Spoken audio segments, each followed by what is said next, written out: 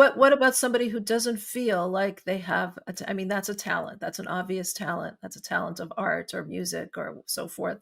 What if I don't feel like I'm so talented in any area? What if I don't see that? How do I find my purpose if I don't feel this talent? Excellent question. Excellent question. I just want to come back to one point, and then I'll go to the next question, which is there's a very famous cantor named Cantor Joseph Malavani. He's the cantor of the Parky Synagogue, I think, for a while. There's a beautiful exchange that you can see on YouTube. And he comes to see the Rebbe, and it's a very warm and sweet exchange. And at some point, the Rebbe says to him, because he had then started to do concerts to raise funds and awareness for the cause of Soviet Jewry. So the Mhm, Rebbe says to him, quotes a beautiful, beautiful rabbinic teaching that says that one should honor God with their possessions. mm, So literally, the word is possessions. But there's a certain play on the words that our sages teach that the same word could also mean with your groincha, with your voice. mm. And the Rebbe uses this teaching to tell Cantor Malavani, here you have a source that one should use their To use. voice in the service of God. Mhm, There's even fascinating sources I came across that talk about the severe repercussions for someone who has such a gift and chooses not to use it. That's taking wow. this point much further. The Rebbe once said to someone about this, Rebbe says, if someone has a talent and doesn't use it in the service of Hashem, they're causing a, quote, blemish in creation. Mm, Essentially, they're taking the tool God gave them and they're handing it back to God and said, I don't see this as my tool, or I see this mhm, as not fitting into your service. Both mhm, very severe mistakes. But back to the story, the Rebbe tells Malavani, he says to him, "Look, if I were to get on stage and sing, the people would run away." The Rebbe was humorously, this is self-deprecating humor. Let's be real. The Rebbe said it in such a disarming way. But the Rebbe says, when you sing, people flock towards you, and you're able to raise to such an important cause. This is such a beautiful exchange because the Rebbe is essentially teaching Cantor Malavani that what he may see as simply a means of livelihood Mhm. should be seen instead His as purpose. his purpose, his very purpose, the Mhm, reason Hashem sent his neshama to this world. What a beautiful mhm. idea. We moved to the next point, which is what if a person doesn't have an obvious talent or a talent that's Right. clear to Or them? even more than that, let's say in this examples that you gave, the person had a very obvious talent in music or in art. What if a person has not such obvious, but a lot of talents? How do they know which Mm, ways to use it? Either they have no talents, no obvious talents, or a lot of talents, maybe not so strongly in one specific area, but a lot of talents in many areas. How would they know? Okay, so how does one know? Let's park that question for just a moment. We'll come back to that if that's okay, Hannah, because Sure. that's a really important question that's going to relate to everything we're talking about. Mhm. Because essentially, what we're doing is we're actually delineating quite a number of elements of purpose. I would put it. Mhm. Maybe there's 12 or 13 or 14 even in total. So the question you're asking, if I understand it correctly, is well, sometimes some of those elements don't seem to necessarily align with one another. And worse, sometimes they're in conflict with one another. Mhm. So let's get back to that in a bit. But back to the point, if someone doesn't have, let's say, an obvious talent, then there's another few components that are extremely integral. One is passion, and the other is personality. What does it Mhm. mean? What do we mean by passion?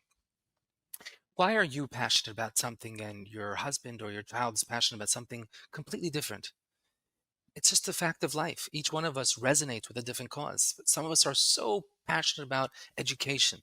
Others are so passionate about injustice. Others are passionate about the climate. Everyone is passionate about something particular to their soul, to their makeup. And that, according to the mystics, is precise. Mm. That Mhm. is how you were designed in order to bring you to the particular area and arena of your focus, to help crystallize for you what specific cause is yours to engage with. Around our Friday night table, we often ask a question, and it serves as the departure point for a very meaningful conversation. And my wife Hannah asked a really good question the other day. She asked, "What problem in the world do you hope to fix?" Mm. That's an articulation of this exact point, right? So there's a beautiful story in the book about a girl who lived in Crown Heights. Her parents weren't part of the Chabad community, but they had great respect for the Rebbe. And she had a fascination and a liking for animals, in particular for cats. And her parents, who probably came from a background and a culture where animals were, Hmm. not part of their upbringing, were very uncomfortable with animals. And so, as the story goes, she was once walking on the street and she saw a stray kitten and she Hmm. picked it up. And just as she was picking it up, the Rebbe was making his way to 770 and Hmm. passed her by, stopped, looked at her, and gave her the broadest smile. Hmm. And she felt so good. She felt that this was the Rebbe's way of saying to her, well, this is something that's connected to your soul. It's Hmm. part of you. Enjoy it. Celebrate it. And she went back home and she told her parents about this. The Rebbe himself didn't discourage it. To the contrary, he encouraged my passion or my love for animals. In any event, she grew up in the high school system in Crown Heights, and at one point they needed to write an essay about something based on Jewish thought or Jewish values, and she couldn't come up with something, and she was really struggling with this. And she happened to be seeing the Rebbe for a private audience, and she shared her frustration with how she didn't like this particular exercise, and she didn't think she was going to do it. And the Rebbe stopped her and said, "Wait a second. If I remember correctly, you love Hmm. animals. You love Hmm. cats." And the Rebbe said, "Why don't you write an essay about how Judaism teaches us through the seven Noahide laws to respect and to care for animals?" Hmm. And she ended up doing this, and she loved it. And she ended up spending the rest of her life in one capacity or another, professional and personal, looking after animals. Hmm. Just a beautiful story. First of all, it's incredible to note that the Rebbe had seen so many people since when he had seen her as a little girl holding a kitten, but that stayed in his mind. Hmm. And he saw that as something indicative. If he had seen that, it's because, and this is me interpreting, he had to see that. And then that means that this was something about her that stood out and was very important. And he remembered that, he actually privileged that. He he brought it out of the shadows, and he said, Hmm. basically said to her, "It's not just a nice thing that you like. It's not just a quirk of your personality. No, Hmm. this is actually an indicator from heaven as to where your Hmm. particular mission lies, and that's because there was a deep resonance of passion and cause built Hmm. into the soul. So that's passion. Hmm. And Does that mean, I mean, in today's language, we would say, follow your passion, do whatever you can do, whatever you want to do. Is that so I don't think realistic? so. No, because No. no, I want to distinguish between passing passions and Hmm. whims and fads and an Hmm. entrenched, resonant passion. Mm. I think they're That's a good very point. different. I think they're very, very Hmm. different.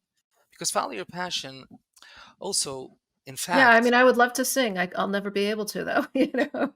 that's where you have to marry passion with Exactly. talent, right? You Right. know, really. But I mean, but there are people, for example, I have a close friend. He's not able to sing well, but he is extremely musical, and Mhm. he became the president of a very well-known publishing company.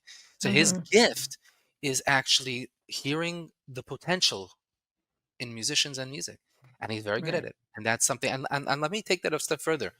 After October 7th, Mhm. um, he told me, "Look, Mendel, I feel devastated. What can I do?" And he's actually the publisher worldwide of Sony Music, so it's a really big position.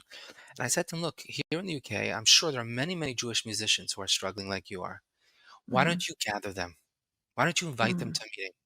So we hosted the first of many meetings at Chabad, and there were about 60, 70, sometimes 80 or 90 of the top Jewish people in the musical industry coming together in a very safe space, sharing their experiences and encouraging each other.